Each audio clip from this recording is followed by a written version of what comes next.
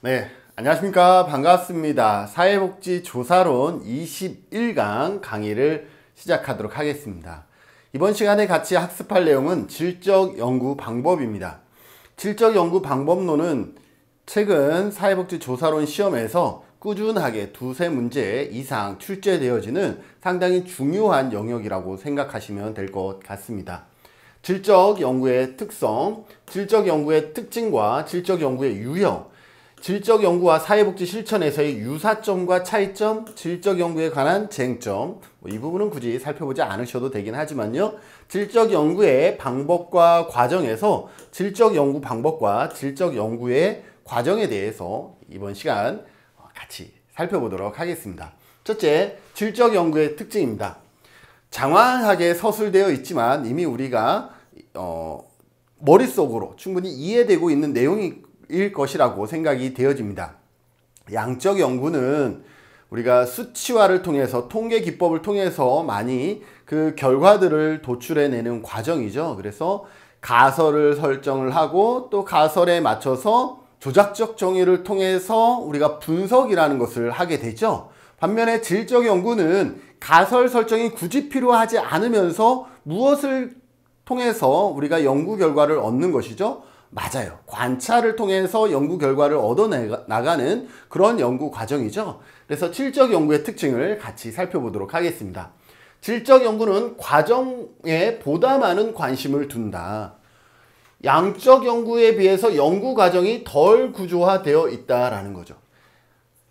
양적 연구는 우리가 어떻게 해야지라는 것을 사전에 철저히 구조화돼서 몇 명을 표본조사해서 어떠한 연구 결과를 얻어내야지 이러한 것들이 나오지만 질적 연구는 몇 사람을 할 것인지 관찰하다 보면 사람이 늘어날 수도 있고 줄어들 수도 있고 질문 문항이 처음에는 A를 질문했는데 엉뚱한 B의 대답이 나오면서 질문의 방향 패턴이 완전히 바뀔 수가 있어서 질적 연구는 어떻다? 덜 구조화되어 있어서 과정에 보다 많은 관심을 둘 수밖에 없습니다.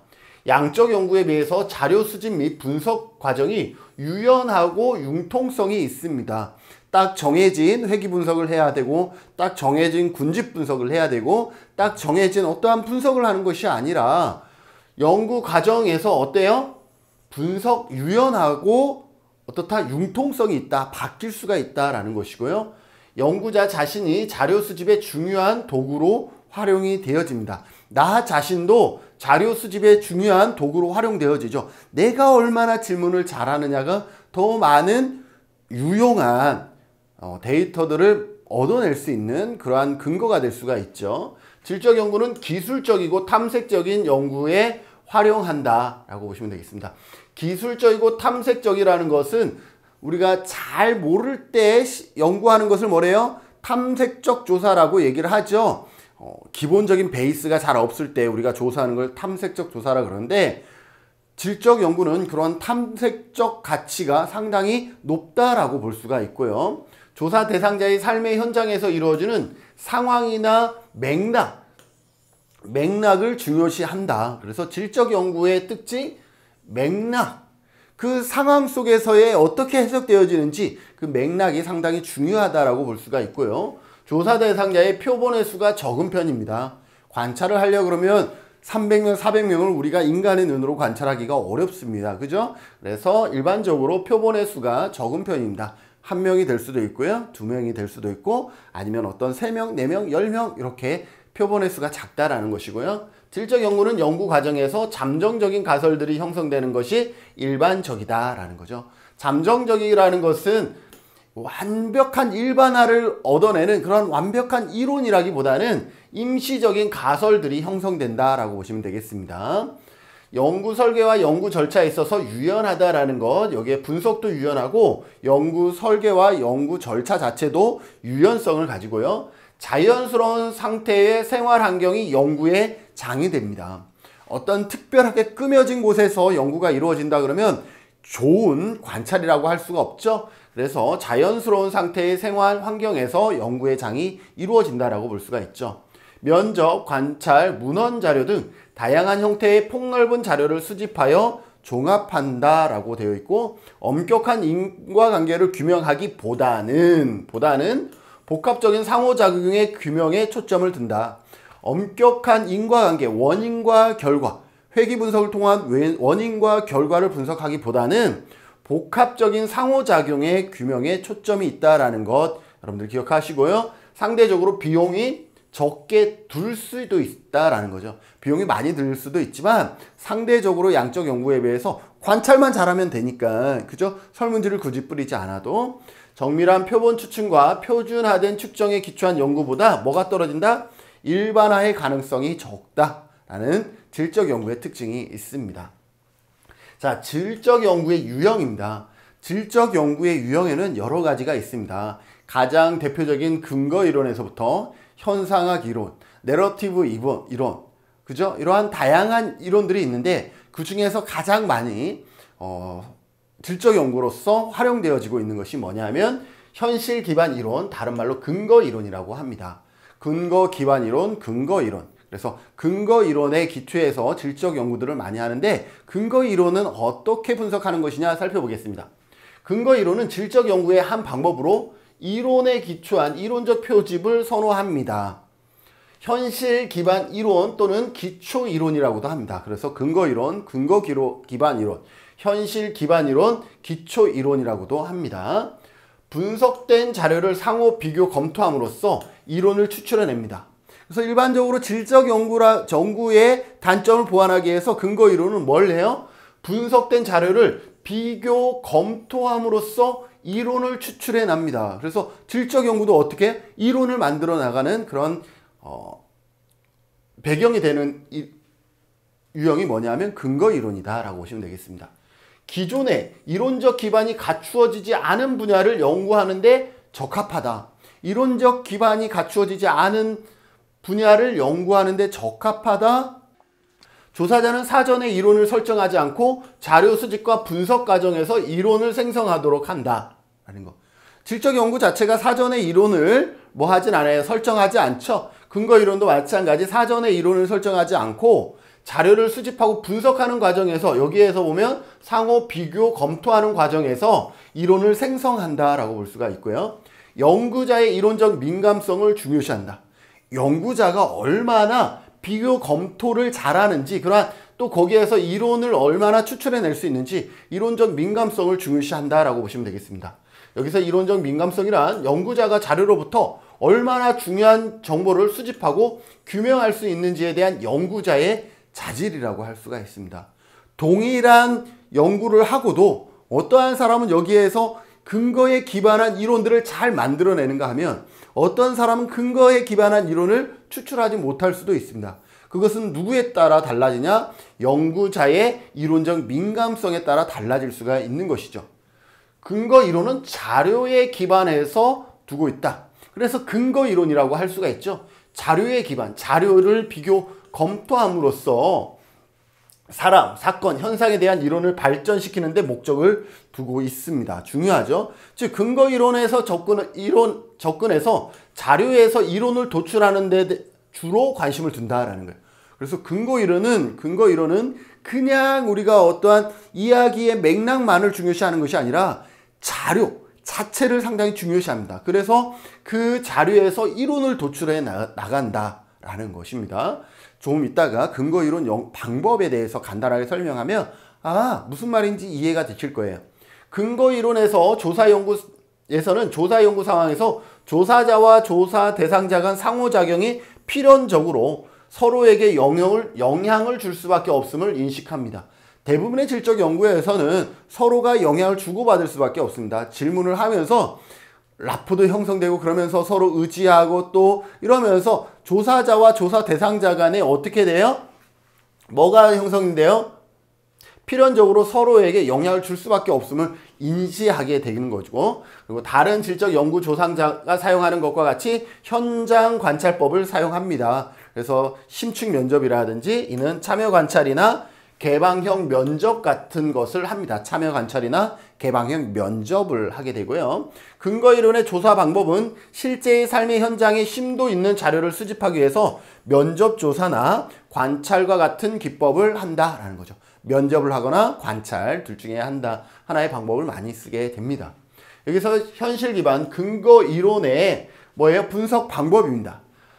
크게 세 가지가 있습니다. 개방 코딩과 축 코딩과 선택 코딩이 있는데 기출 문제에서 이러한 문항까지도 나오고 있어요. 그래서 근거 이론은 개방 코딩, 축 코딩, 선택 코딩이 있습니다. 개방 코딩은 어떤 것이냐면 내가 면접을 하잖아요. 인터뷰를 하잖아요. 그걸 다 워드 치면, 워드 하면 그것을 자료를 개념적으로 유사한 한 문장, 한 글자 단위로 쪼개는 과정을 합니다. 그러면 이렇게 개방 코딩을 나누면 이게 수백 개, 수천 개까지 됩니다. 수백 개, 수천 개의 뭐가 생성돼요? 개방 코딩이 생성이 되는 겁니다. 숫자 1, 2가 아니라 한 문장, 한 글자의 코딩들이 수백 개, 수천 개가 만들어지는 거예요. 그러면 이것을 수백 개, 수천 개를 갖고 이론을 만들어낼 수가 없으니까 축코딩이라 그래서 개념들을 범주화하는 과정을 하게 됩니다. 이 중에서 유사한 것들을 이렇게 묶어 나가는 거죠. 이렇게 해서 유사한 것들을 묶어 나가는 과정을 뭐라 그래요? 축코딩이라 그럽니다. 맥락적, 그럼 어떻게 묶느냐? 맥락적 조건이라든지 상황 속에서의 동질성을 찾는다든지 중재적 조건, 상호작용 등으로 통합하고 재구성합니다. 이렇게 해서 수백, 수천 개의 개방 코딩을 몇 개의 뭐로 축코딩으로 다시 묶어나가는 작업을 합니다. 이렇게 범주화하는 과정, 묶는 과정을 축코딩이라고 합니다. 자, 이렇게 범주화 묶으면 그 다음에는 선택 코딩을 하게 됩니다. 이 중에 뭐가 있겠어요? 핵심이 있겠죠. 핵심. 각 축코딩의 핵심들이 있겠죠. 이 핵심을 추려나가는 작업을 뭐라 그러냐면 선택 코딩이라고 합니다. 중심, 핵심 범주를 발견하는 과정이다. 모든 범주들이 핵심 범주를 중심으로 통합되어 하나의 이론이 형성되어지는 과정이다 라고 보시면 되겠습니다. 저는 질적 연구는 안 해봤습니다. 제가 다양한 연구들은 다 해봤지만 질적 연구는 하지 않았고, 저도 근거 이론에 기반해서 연구하고자 했던 영역이 뭐냐면 해녀들의 삶입니다. 해녀들의 삶에 대해서 알기 위해서 해녀들에 대해서 제가 어르신들과 대상으로 노인복지를 할 때마다 해녀들의 삶에 대해서 끊임없이 질문을 합니다. 왜냐? 나중에 연구를 하더라도요, 내가 잘 알고 연구 분야에 대해서 잘 알고 접근했을 때 얻어지는 이론과 얻어지는 결과물과 내가 잘 모르고 시작해서 얻어지는 결과물은 다릅니다. 아까 앞에서도 얘기했듯이 어떻습니까? 상당히 연구자의 이론적 민감성을 중요시한다 그랬죠. 그래서 이미 어르신들과, 해녀의 삶을 살았던 어르신들과 많은 대화들을 했어요. 그래서 나중에 한번 연구를 해보고 싶은 거죠. 그러면 이렇게 나눠집니다. 어떤 분들이 해녀가 됐을까? 아마 이랬을 것 같아요. 본인이 좋아서 해녀가 되신 분도 있고 떠밀려서 해녀가 되신 분도 있어요. 어르신들은 이렇게 얘기합니다. 나는 아버지가 학교 가라 그랬는데 내가 바다에서 가서 물질하는 게 너무 좋아서 학교 안 가고 나는 바다로 갔어. 그래서 나는 해녀질을 하고 있지 라고 대답하신 분이 있는가 하면, 어떤 분은 이렇게 이야기합니다. 먹고 살기 힘들어서 바다에 가면 적어도 우리 먹을거리를 채취할 수 있잖아 라고 얘기를 합니다. 그렇게 나눠지는 거죠. 자, 얼마나 힘들었어요? 라고 물었더니 어르신들은 또 이렇게 얘기합니다. 물질 정말 힘든데 하고 나면 편해. 나 물질과 농사도 같이 하는데 농사는 어떻게 보면 물질보다는 힘들지 않아. 그런데 하고 나면 몸이 힘들어. 이렇게 얘기를 해요. 이해되세요? 물질은 하는 것이 힘들지만 하고 나면 몸이 편해요. 그런데 농사일은 하는 것 자체는 물질에 비해서는 덜 힘든 것 같은데 내가 죽겠다라고 생각하진 않아요. 물질은요, 저거 소라 하나 더 잡으면 내가 죽을 것 같아 라고 해서 올라가거든요. 근데 농사는 그 정도는 아니잖아요. 근데 하고 나면 몸이 삭신 다 쓰신다라는 거예요. 이러한 기본적인 베이스들을 갖고 개방 코딩, 축 코딩, 선택 코딩들을 해 나가겠죠. 아마 지금 내가 얘기했던 것은 축 코딩 아니면 또 그 안에서의 축 코딩이 되겠죠. 그래서 그 안에서 그것을 잘 담아낸 한 문장, 한 단어가 뭐가 되겠어요? 선택 코딩이 될 수 있다라고 보시면 되겠습니다. 자, 두 번째는 민속지학, 문화기술지입니다. 우리가 질적 연구의 두 번째는요, 그 어르신들과 같이 그 지역의 문화를 알기 위해서 그 지역의 인권, 그 지역의 삶의 형태를 알기 위해서 그들과 같이 생활하면서 자료를 얻어내는 방법을 민속지학, 문화기술지라고 얘기를 합니다. 어떤 문화 속에서 직접 생활하는 사람들의 관점에서 문화를 연구하는 것이다. 그래서 민속지학 연구조사 또는 민속지학이라고도 부릅니다. 연구자가 오랜 기간 대상자와 함께 생활하면서 관찰 대상자의 관점에서 특정 집단의 문화를 이해하는 방법, 이것이 뭐다? 민속지학이다. 그래서 함께 생활한다라는 단어가 나오면 민속지학이라는 것을 보시면 되겠죠. 자료 수집 과정에서 일어나는 연구자와 연구 대상자 간의 상호작용과 이것이 미치는 영향에 관심을 갖게 된다라고 보시면 되겠습니다. 핵심 단어 아시겠죠? 현상학. 현상이라는 것은 내포되어 있는 의미. 현상학은 사물이나 현상의 본질 또는 그 안에 내포된 의미를 탐구하는 것입니다. 의미를 탐구하는 것이 뭐다? 현상학이다. 어떠한 그러한 모습에 어르신들이 이러한 삶을 살아가고 있죠. 그 모습에 의미를 찾아 나가는 것이 뭐다? 현상학이다라는 거죠. 그래서 여러분들 질적 연구 나중에 한번 해보시면요. 질적 연구는 한 번의 연구를 갖고 하나의 논문이 나오는 것이 아니라 여러 가지 논문이 나옵니다. 예를 들어서 가장 처음에는 동일한 연구를 다 끝났어요. 그런 다음에 가장 먼저 하는 연구는 어떤 거 있어요? 근거 이론에 기반해서 논문 한 편이 나옵니다. 그리고 내가 경험했던 그것을 갖고 현상학 관점에서 이제 뭐 할 수가 있어요? 그 안에서 현상이 담고 있는 본질에 대한 의미를 탐구하는 현상학적인 연구 결과를 또 만들어낼 수가 있어요. 또 해녀에 대해서 연구했더니 그 중에 정말 특이한 어르신이 있죠. 뭔가 특별한 물질을 경험했던, 그죠? 그러면 생애사 연구도 될 수가 있는 거예요.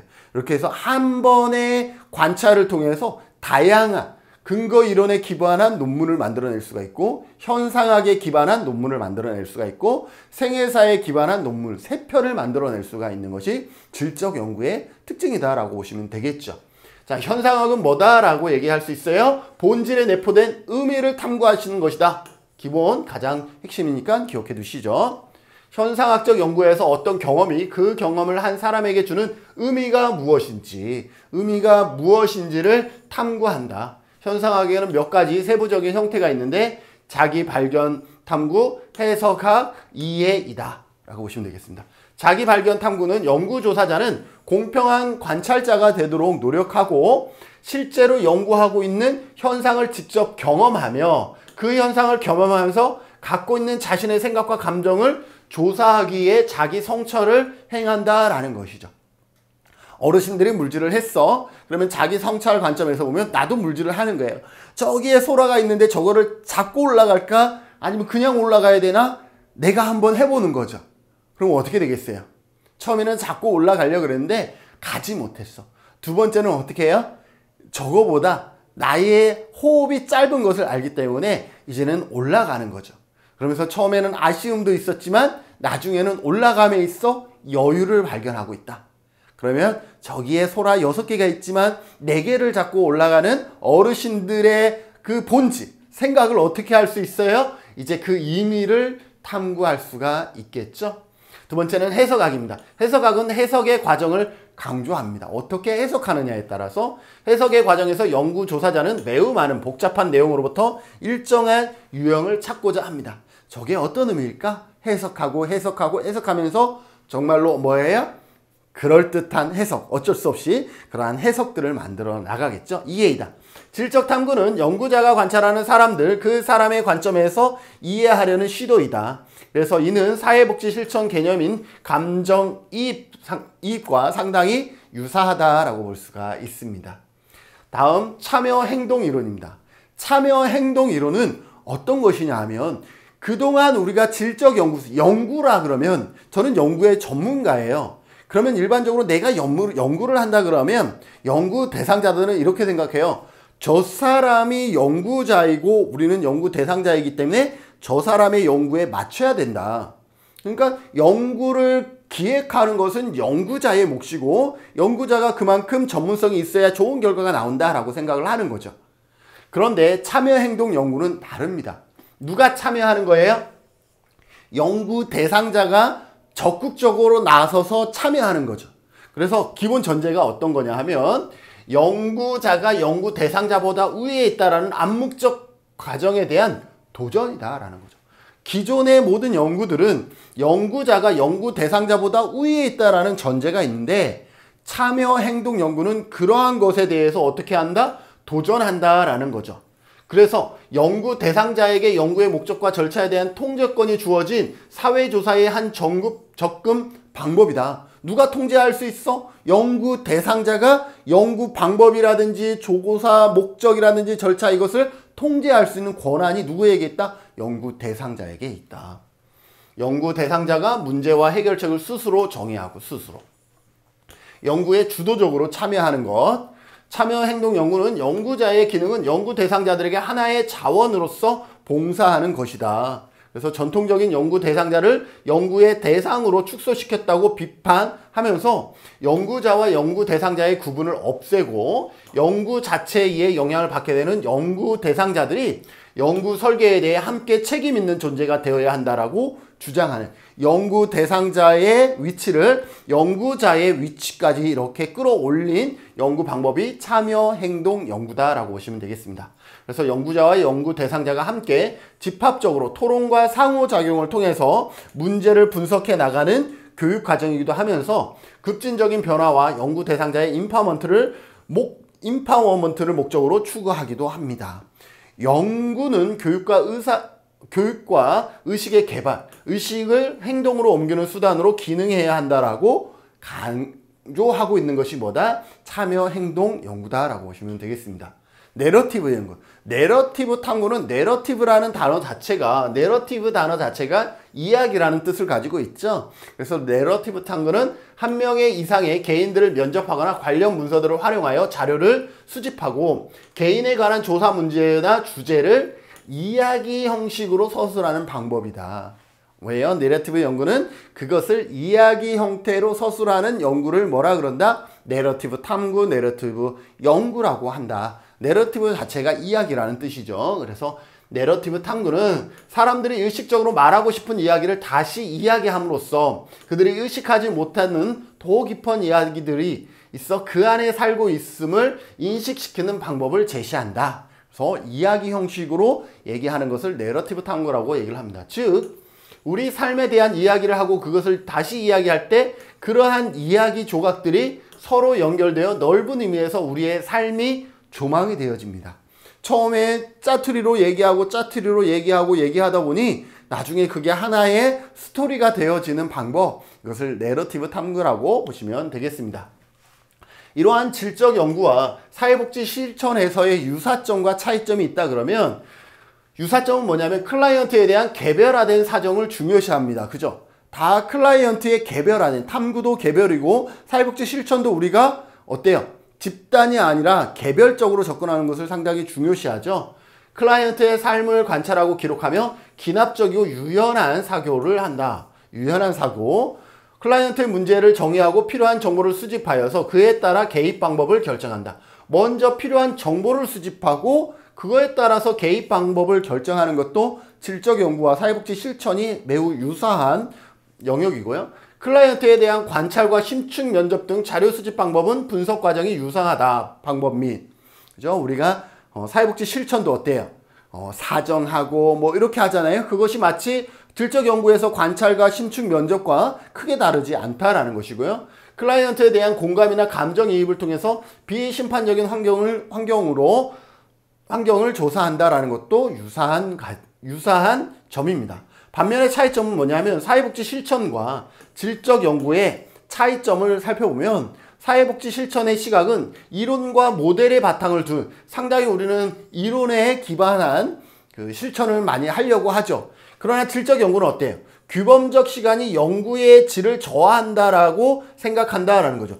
규범이라는 단어가 들어가면 전문가적인 것이죠. 전문가적인 어떤 것. 그래서 이론에 기반하기보다는 순수하게 관찰을 통해서 얻어나는 것을 더 중요시하고요. 목적은 클라이언트에게 서비스를 제공하는 것이 목적이라 그러면 질적 연구는 학문적 지식과 이해의 증가가 질적 연구의 목적이 되고 주요 관심사는 사회복지 실천은 대상자의 문제나 감정을 관찰하게 된다 그러면 질적 연구는 사건이나 경험 자체를 관찰하게 되는 것이고요. 사회복지 실천의 종결은 뭐냐면 클라이언트가 변화가 됐을 때 우리는 종결한다면 질적 연구는 어떤 변화까지 보는 것이 아니죠. 그래서 연구자의 자료 수집이 충분히 자료 수집이 이루어지면 어떻게 돼요? 질적 연구는 종결하게 됩니다. 사회복지 실천에서 평가는 클라이언트가 변화됐는지에 대한 확인이라 그러면 질적 연구는 학문적으로서의 검증이다 라는 것이 차이점이 있습니다. 질적 연구에 관한 쟁점은 한번 읽어보시죠. 질적 연구와 양적 연구의 병행에 대한 관점이라든지 질적 연구의 과학성으로 과연 인정받을 만한 학문이냐, 질적 연구의 일반화 가능성, 비슷한 말이죠. 질적 연구에서 연구자의 주관성 배제에 관한 쟁점, 관찰하고 그것을 분석하는 것이 거의 연구자에 의해서 이루어지기 때문에 그러한 주관성 배제에 대한 쟁점, 관찰자 효과의 제거에 관한, 관찰자가 동일한 행동을 하더라도 관찰자에 따라서 달라지기 때문에 관찰자 효과에 대한 부분도 있고요. 질적 연구의 신뢰성 확보에 관한 것도 쟁점으로서 충분히 논의거리가 될 수 있다라고 보시면 되겠습니다. 질적 연구 방법과 과정에서 표집 방법, 우리가 앞에도 했었는데 질적 연구를 표집하는 연구자 방법은 연구자의 연구에 필요한 표본을 의도적으로 선택을 하는 뭐다? 의도적 표집이다 라는 거죠. 의도적으로 표집을 선택하는 의도적 표집을 많이 한다. 거기에는 이런 표지가 있습니다. 기준 표집이라는 것은 연구자가 어떤 기준을 설정해서 그 기준에 적합한 어떤 기준을 충족시키는 사례들을 선정합니다. 해녀라 그러면 지금도 물질하는 해녀들이 있지만 나는 이렇게 할 거야. 1970년 이전에 물질했던 해녀들을 대상으로 연구를 할 거야. 그러한 기준을 충족하는 대상자를 찾는 것을 기준 표집이라 그러고, 최대 변화량 표집은 적은 수, 질적 연구가 많은 대상자를 한꺼번에 할 수가 없기 때문에 적은 수를 표집을 하는데, 그럼에도 불구하고 그 변화량이 가장 큰, 예를 들어서 지금 물질이 20대부터 지금 가장 고령자인 90대까지 물질을 하고 있다 그러면 적어도 20대와 90대를 포함하고 있는 최대 변화량 표집을 하는 것을 최대 변화량 표집이라 그러고, 동질적 표집은 그 안에서 내가 연구하고자 있는 어떠한 동질적인 것을 중심으로 해서 표집을 하겠다라는 거죠. 최대 변화량 표집과는 대조적이죠. 여기는 여기서부터 여기까지 다 한다 그러면 동질적 표집은 그 중에서 한 영역, 한 사례에 대해서 표본을 선정을 하는 것이죠.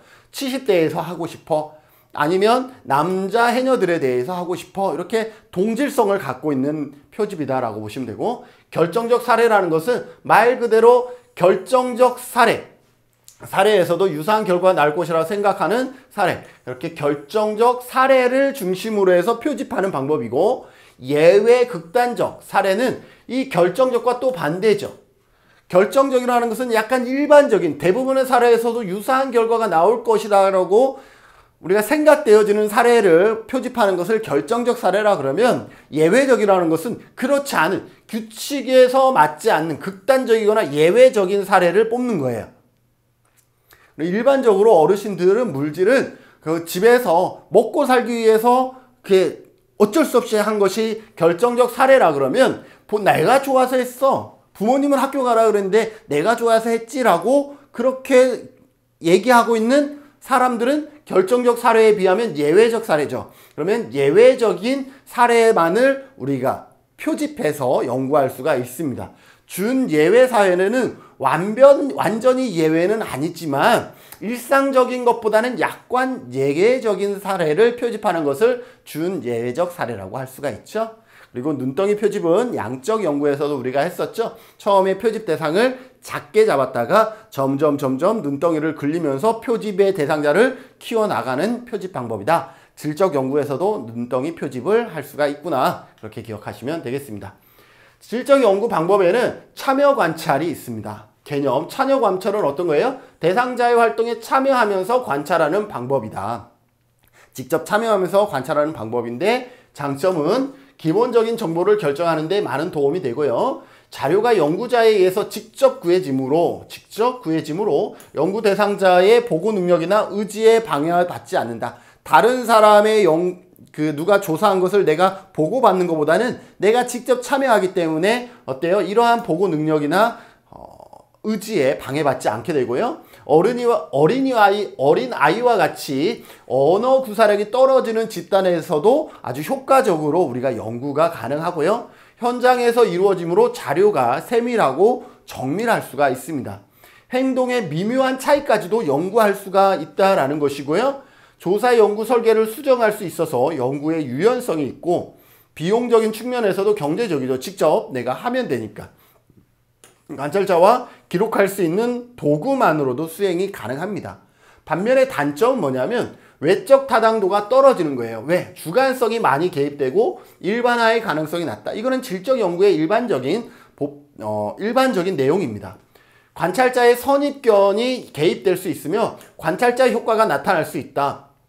또 같은 말이라고 보시면 될 것 같아요. 그리고 지금 여기에서 단점은 질적 연구 방법에서의 단점이다라고 보시면 되겠죠. 연구 대상이 소수의 개인이나 집단 등으로 제한되며 대규모 집단은 어렵고 직접 현장에 참여하므로 시간적, 공간적, 물리적인 제약에 따른다. 우리가 동해 번쩍, 서해 번쩍은 할 수가 없기 때문에 이러한 단점이 있다라고 보시면 되겠습니다. 참여 관찰자의 유형에서는 여러분들이 실천론에 나오나요? 나오죠. 여기 보면 완전 참여자, 관찰 참여자, 참여 관찰자, 완전 관찰자 그러는데 여기서 중요한 거. 이 앞에 완전이라는 단어가 나오면 이거예요. 완전이라는 단어가 나오면 연구자의 신분과 목적을 밝히지 않는다. 완전 나왔죠? 연구자의 신분과 목적을 밝히지 않는다. 예요. 나머지는 관찰이나 다른 단어가 앞에 나온 것은 연구자의 신분을 어떻게 해요? 목적을 알린다. 목적을 알린다입니다. 그래서 완전 참여자는 목적과 신분을 알리지 않은 상태에서 참여하는 겁니다. 관찰 대상자는 대상자와 자연스럽게 생활하고 상호작용한다. 참여하고 있는 거예요. 목적을 밝히지 않고 참여하는 것을 완전 참여자. 완전 관찰자는 목적을 밝히지 않고 관찰만 하는 거예요. 참여하지 않고 관찰만 하는 거예요. 완전 관찰자는 사회 과정의 일부가 되지 않으면서, 그러니까 뭐예요? 참여는 하지 않으면서 사회 과정을 관찰만 하는 거예요. 참여 관찰자는 완전이라는 단어가 없기 때문에 신분과 목적을 알려서 참여하는 거예요. 내가 신분과 목적을 알려서 학생들과 같이 생활하는 거죠. 연구자는 조사 대상자의 집단의 일원으로서 참여하게 되는 것. 참여 관찰자는 신분과 목적을 알린 다음에 관찰만 하는 거예요. 너희들은 지금 누군가에 의해서 관찰되고 있어 라고 알고 있는 상태에서 이 아이들은 행동하게 되는 것을 참여 관찰자라 그럽니다. 관찰만 할 뿐 조사 집단에 참여하지 않습니다. 여러분들 구분하실 줄 알아야 됩니다. 이것을 구분해야 되는데 혹시 어려우면 완전이라는 단어가 들어가면 신분과 목적을 밝히지 않고 뒤에 것이 핵심입니다. 신분과 목적을 밝히지 않고 참여하는 거예요. 그러니까 신분과 목적을 밝히지 않고 마치 스파이가 되는 거죠. 그들과 같이 생활하는 겁니다. 관찰 참여자는 신분과 목적을 알리고 그들과 같이 하는 거야. 교생 선생님은 말 그대로 선생님이야 그러면서 같이 참여하는 거죠. 참여 관찰자는 신분과 목적을 알린 다음에 관찰만 하는 거예요. 그들과 같이 너희들은 지금 조사 연구가 되어지고 있어 라는 것만 알 뿐 누군가가 같이 활동하지는 않습니다. 완전 관찰자는 그 학생들에게는 어떠한 정보도 주어지지 않는 거죠. 신분과 목적을 밝히지 않았고 또 관찰자가 그들과 같이 하지도 않아요. 마치 어디에 숨겨진 CCTV가 있는 것과 같은 그러한 목적이다 라고 보시면 되겠습니다. 참여 관찰의 단계입니다. 연구 장소를 선택하고 연구 대상에게 접근하고 표집하고 자료를 수집하고 철수하고 자료 분석, 보고하고 이러한 과정이 있다. 나머지는 그냥 이 부분은 이렇게 이해하시고 넘어가시면 되겠습니다. 참여 관찰자의 윤리적인 이슈입니다. 자, 그렇죠. 참여함에 있어서 이게 상당히 윤리적인 문제가 될 수 있죠. 나의 말과 행동이 관찰되는 것을 모를 때 대화하는 것이 윤리적이냐. 완전 참여자라고 하면 나의 말과 행동이 관찰되는 것을 모르면서 대화하는 것이죠. 완전 참여자라 그러면. 그죠? 그래서 내가 싫어하는 사람들에게 나의 목적을 위해 정보를 얻어내는 것이 윤리적인가. 그렇죠? 그리고 문제가 심각하여 도움이 필요한 상황에서도 도움이 필요한데도 뭐 하는 거예요? 관찰하는 거죠. 그러한 도움이 필요한 상황에서도 직접적으로 반응하지 않는 것이 윤리적인가? 왜? 관찰자의 역할이기 때문에. 인간관계를 전략적으로 사용하는 것이 윤리적인가? 이러한 참여 관찰에 윤리적인 이슈가 존재한다라고 보시면 되겠습니다. 심층 면접. 심층 면접은 앞에 이렇게 대상자를 연구 대상자와 같이 인터뷰하는 과정이죠. 그런데 그냥 가벼운 인터뷰가 아니라 이게 정말로 깊이 있는 내용들을 주로 나누는 것을 심층 면접이다라고 얘기를 하겠죠. 심층 면접은 언어적인 표현뿐만 아니라 몸짓, 표정 등 비언어적인 반응까지 관찰하면서 이루어지는 면접이다라고 보시면 되고, 개인 면접과는 달리 면접 시간이 많이 걸리고, 왜? 심층적인 대화를 하기 위해서 내용도 깊어져서 매우 상세한 정보를 얻을 수 있습니다. 그래서 심층이라는 단어가 들어가죠. 면접 결과를 일반화시키는 데는 무리가 있고, 조사 과정에서 면접원의 편견이 개입되는 등의 문제가 발생할 수도 있습니다. 질적 연구에서 활동되는 면접은 개방형이면서 구조화되어 있지 않은 경우가 많습니다. 질적 연구에서 활동되는 면접은 개방형이고 구조화되어 있지 않습니다. 왜? 심층 면접을 하는데 이 사람이 어떠한 대답을 할지를 내가 다 사전에 파악하지 못하잖아요. 그러면 대답에 따라서 질문의 방향이나 질문의 형태가 달라질 수가 있기 때문에 개방형이면서 구조화되어 있지 않은 경우가 더 많다라고 얘기할 수가 있죠. 심층 면접에는 비공식 대화 면접과 면접 지침 접근법과 표준화된 개방형 면접이 있습니다. 비공식 대화 면접이라는 것은 가장 개방적인 면접 형태를 얘기를 합니다. 그래서 면접자와 응답자 사이에 예측되지 않은 상호작용이 발생할 수가 있는 상황에서 보통 많이 하죠. 면접 지침 접근법은 지침은 있어요. 완벽하게 어떻게 한다라고 하진 않지만 그래서 어느 정도의 지침은 구비되어 있는 것이죠. 면접에 대해 미리 계획하여 개방적이지만 비공식 대화 면접보다는 더 구조화된 면접, 비공식 대화법보다는 좀 더 구조화된 면접법이고, 사전에 계획되어 있으므로 면접자의 편견을 줄일 수가 있고, 면접 후 자료의 분석이나 보고서 작성에도 더 효과적입니다. 왜? 어느 정도 준비가 되어 있기 때문에 1, 2, 3번 보기를 제시할 수가 있는 거예요. 그러다 보니 나중에 분석에 조금 더 용이하게 분석할 수가 있습니다. 표준화된 개방형 면접은 면접상의 질문을 미리 정확하게 써놓고 순서도 바꿀 수가 없고 표현도 바꿀 수가 없는 그러한 패턴이다라고 보시면 돼요. 순서와 표현에 주의를 기울이면서 면접하는 방법이다. 면접자의 영향과 편견을 최소한 가장 줄일 수 있는 방법이면서 자원이 부족하여 응답자의 포괄적으로 면접을 추구할 시간이 없을 때 유용하다. 그래서 시간이 딱 한정적인데 이 한정된 시간에 정보를 얻어야 돼. 그럼 어떻게 되겠어요? 미리 물어볼 것 위주로 작성한 다음에 가서 그 문제만 질문만 후다다다다닥 물어보는 그러한 과정을 뭐라 그러겠어요? 표준화된 개방형 면접이다 라고 보시면 되겠습니다. 질적 연구의 과정에서 문제 구성과 이론의 탐색입니다. 연구자 자신이 편견을 가지고 있음을 인정하고 관찰이 시작이 된다라는 것. 인간인지라 편견이 있음을 전제하면서 관찰을 하게 되고요. 계속적인 관찰과 그 결과의 해석을 통해서 편견을 제거해 나가는 과정이면서 이론에 입각한 문제 구성은 필요하지만 가설 설정은 요구되지 않습니다. 질적 연구에서는 가설 설정을 굳이 요구하지는 않습니다. 자료 수집과 분석에서 표집, 연구 대상의 선정입니다. 질적 연구에서 대상의 선정은 양적 연구처럼 대표성이 아니라 연구하려고 하는 문제의 특성을 가장 잘 나타내는 그래서 이것을 의도적 표집이라고 우리가 앞에 설명했죠. 두 번째, 관찰 정리 및 부호화. 질적 연구의 자료는 연구 대상자의 주관적 의무를 탐구하는 과정이므로 연구자의 자료 수집 기술은 자료의 신뢰성과 타당성에 영향을 미친다라는 거죠. 그래서 연구자가 얼마나 자료 수집 기술이 있는지에 따라서 신뢰성과 타당도가 달라질 수가 있고, 부호하는 데 있어서 양적 연구처럼 구조화된 지침에 의할 필요는 없습니다. 그러나 근거 이론은 그 중에서도 가장 어떻게 되어 있어요?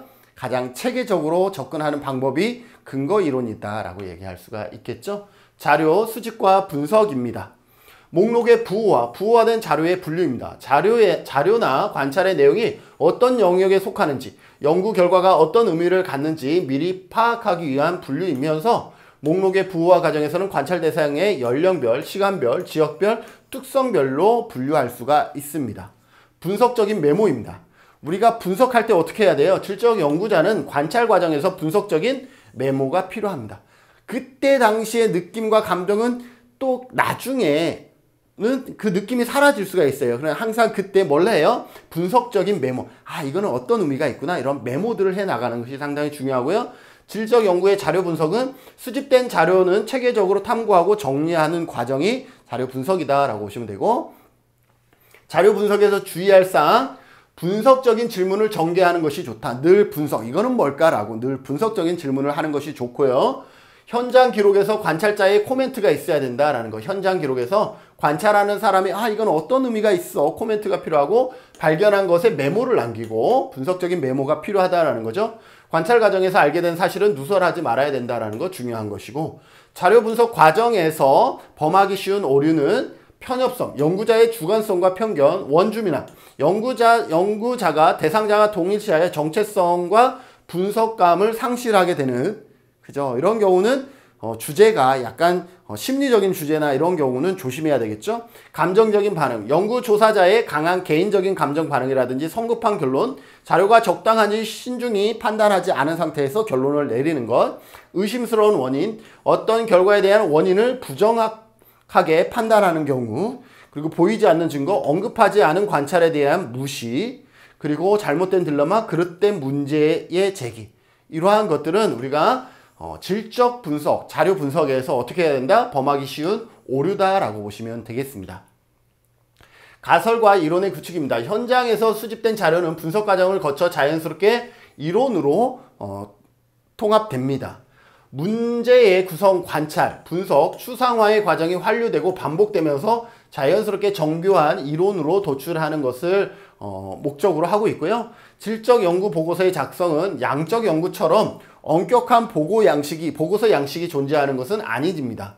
양적 연구의 양식처럼 문제 제기, 기존의 이론적 배경, 그 다음에 연구 방법, 분석과 결과, 요약, 이렇게 구성이 되는데, 이처럼 양적 연구처럼 엄격한 형식이 존재하는 것은 아니고요. 양적 연구서의 보고서와 차이점은 질적 연구는 자료 수집과 분석이 동시에 이루어지기 때문에, 자료를 수집함과 분석이 동시에 이루어지기 때문에 결과를 기술할 때도 동시에 자료 수집이 이루어질 수가 있습니다. 분석 내용도 양적 연구의 통계 추론이 아니라 연구 대상의 의미 구축에 대한 자료의 정리, 분류, 추상화이므로 분석적 서술을 활용한다라고 보시면 되겠습니다. 그래서 어떤 통계 기법에 의한 연구 방법에 의한 분석과 요약이 아니라 어때요? 자료의 정리, 분류, 추상화 작업을 거치면서 분석적인 서술을 한다라는 것 기억하시면서 이번 장 강의를 마치도록 하겠습니다. 다음에는 마지막 강의입니다. 조사 계획서 및 조사 보고서. 시험에는 나온 적이 없기 때문에 조사 계획서 및 조사 보고서라는 것이 있는데, 이것은 실제 우리가 현장에서 연구를 하게 되면 가장 먼저 연구를 의뢰받으면 의뢰자에게 우리가 이렇게 조사를 하겠다라는 계획서를 제출하는 것이고, 연구가 다 끝나면 의뢰자에게 조사 보고서를 전달하는 것을 의미합니다. 그럼에도 불구하고 다음 시간에 간단하게 조사 계획서 및 조사 보고서에 대해서 살펴보고 조사론 강의를 모두 마치도록 하겠습니다. 이번 강의는 여기서 마치고요. 여러분들 다음 시간에 만나도록 하겠습니다. 수고하셨습니다.